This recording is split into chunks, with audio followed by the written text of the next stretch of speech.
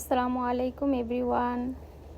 আজকে আমি তোমাদের সাথে শেয়ার করব আমি কিভাবে বাঁশপাতা শুটকির ভর্তা বানাই।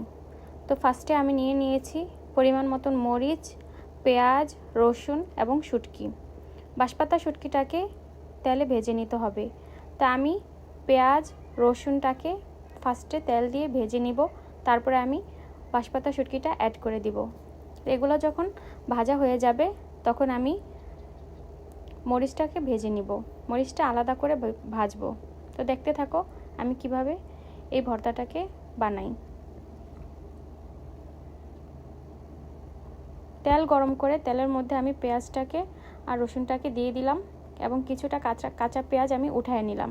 এটা আমি ভর্তার শেষের দিকে কাঁচা পেঁয়াজটা দিলে ভর্তাটা খুব টেস্ট হয়। তো এটা লাল করে ভেজে নিই, তারপরে আমি শুটকিটা দিয়ে দিব।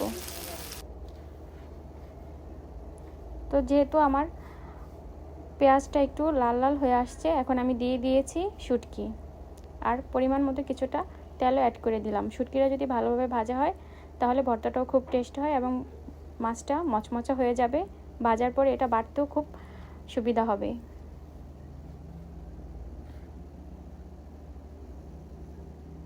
তো বন্ধুরা দেখতে থাকো আমি কিভাবে এই রেসিপিটাকে তোমাদের সাথে শেয়ার করি। তোমরা এভাবে ভর্তাটা করে দেখবা, কেমন লাগে আমাকে জানাবা কমেন্ট বক্সে কমেন্ট করে।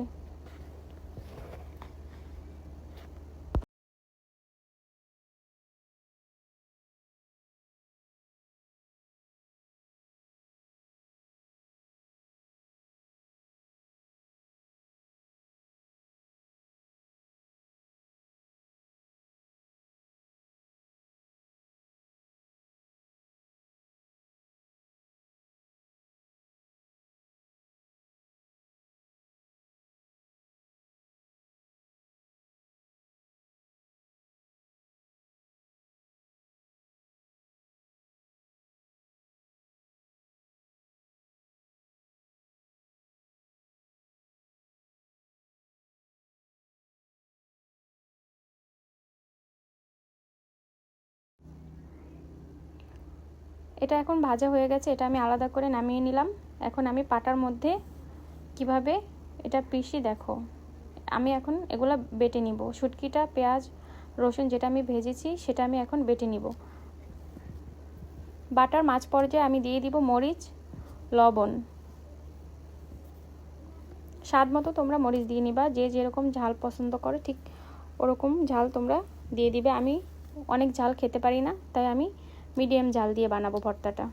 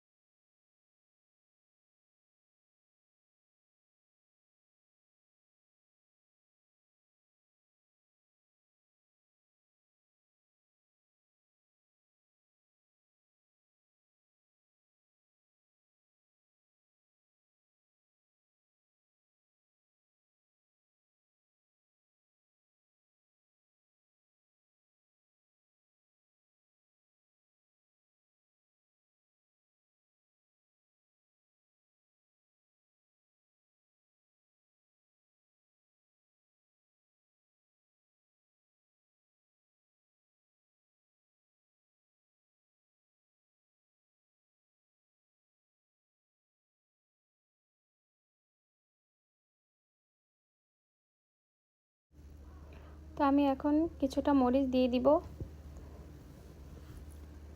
তোমরাও স্বাদ মতো মরিচ দিয়ে দিবা।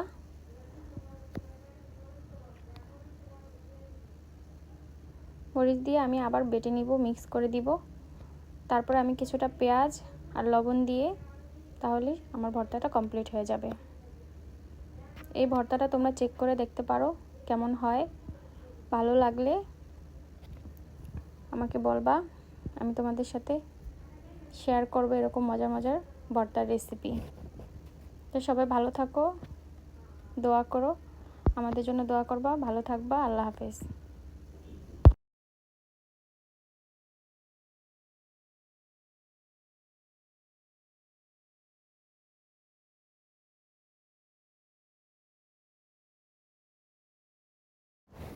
তো বন্ধুরা, আমি ভর্তাটাকে আগে বেটে নিছি, তারপর আমি কিছুটা মরিচ দিয়ে দিছি। আমি অতটা ঝাল খেতে পারি না, তাই আমি মিডিয়াম ঝালে ভর্তাটা বানাবো। এরপর আমি দিয়ে দিব পরিমাণ মতো একটু লবণ। ভর্তাটা যখন শেষ পর্যায়ে আসবে তখন আমি কিছুটা কাঁচা পেঁয়াজ অ্যাড করে দিব, কারণ আমি কাঁচা পেঁয়াজ খেতে ভালোবাসি। তোমরা যদি খাও তাহলে তোমরা ভাজার সময় কিছুটা বেশি দিতে পারো, আর যদি কাঁচা পেঁয়াজ খাও তাহলে তোমরা শেষে কিছুটা কাঁচা পেঁয়াজ অ্যাড করে দিবা।